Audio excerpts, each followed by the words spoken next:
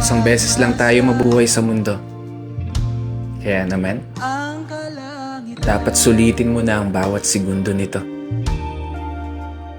Gawin mo lang palagi yung mga bagay na tingin mo magpapasaya sa'yo.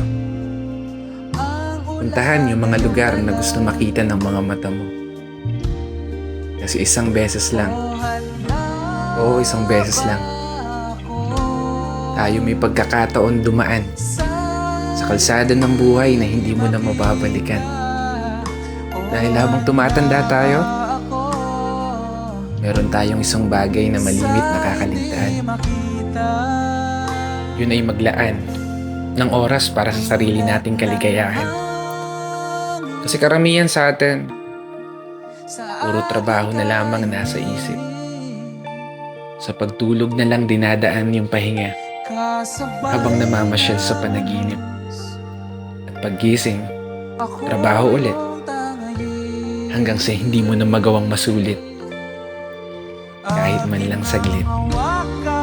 Yung oras na kay bilis pumipihit. Pero hindi ko sinasabi na huwag ka na magtrabaho. Gusto ko lang ipaalala sa'yo, ipaalala sa sarili ko,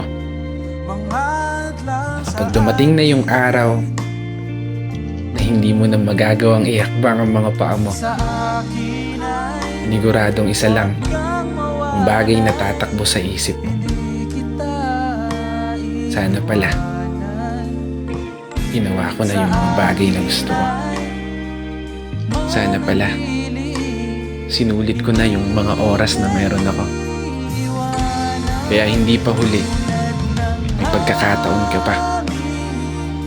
Hanggat hindi nagpaparamdam si Lord, wala ka pang dapat ipag-alala.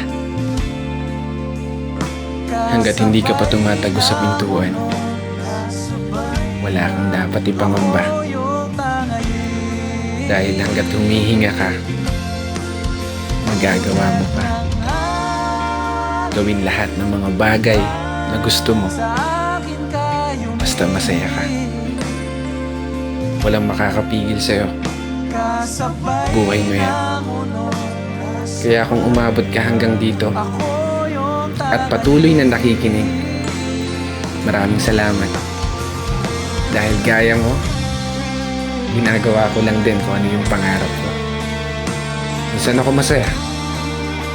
Sa paraan na to, magawa kong may bahagi sa iba.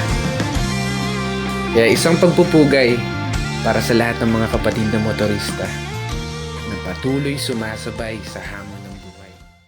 Never switch your sides, only switching angles.